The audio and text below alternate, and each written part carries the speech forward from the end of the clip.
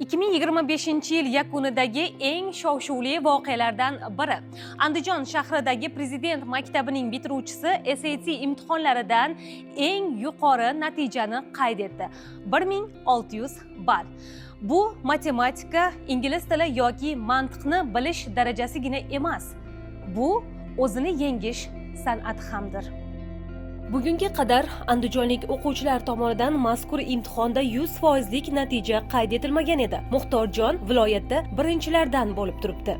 SAT imtihoni ingliz tili va matematikadan topshiriladigan, o'quvchini mantiqiy dunyoqarashini o'rganadigan imtihon. Matematikasi fanlarimizni yaxshi bilsangiz, menimcha qiyinchiligi kam, yo'q desam bo'ladi.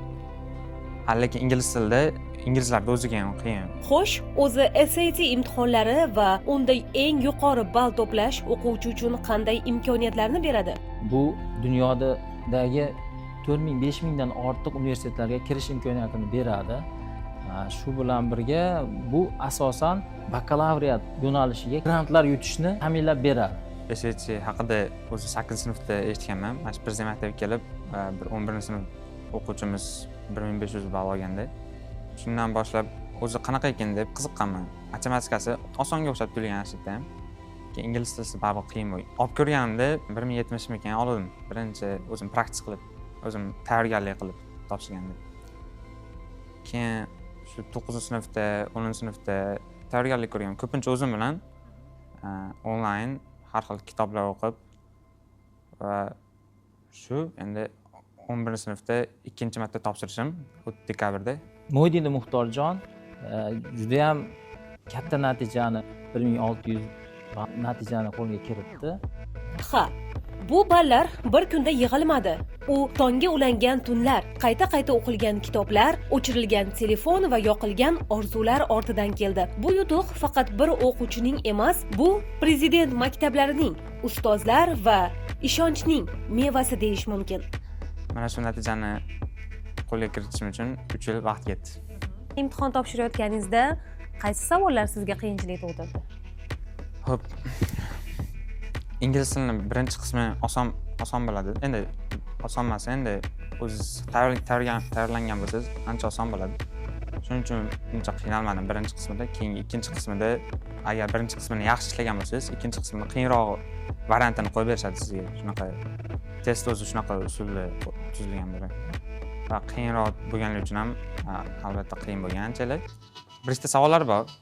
So'zlarni bilish qobiliyatingizni sinaydigan savollar. O'sha savollarda grammatika qismi bor. O'qish reading qismi bor.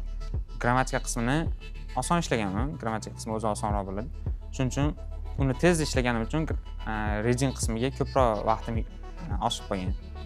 Shuning uchun reading qismiga ko'proq vaqtim oshib qolganligi uchun ham bemalol ishlaganman shu.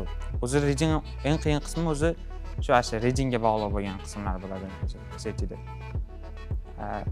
Shu ko'proq vaqt yutib qolganim uchun grammatikasini tez ishlab, shuning uchun men bemalol ishladim deb o'ylayman. Muxtorjon bugungi kunda barcha tengdoshlariga namuna bo'lmoqda. Nafaqat SAT imtihonlarida, balki boshqa xalqaro sertifikatlarni qo'lga kiritishda ham. 2025-yil menga omadli yil keldi deb hisoblayman. Chunki o'sha yilda boshida IELTS imtihoni ham topshirdim. 8 ball oldim undan. Kelgusida maqsadlarim shu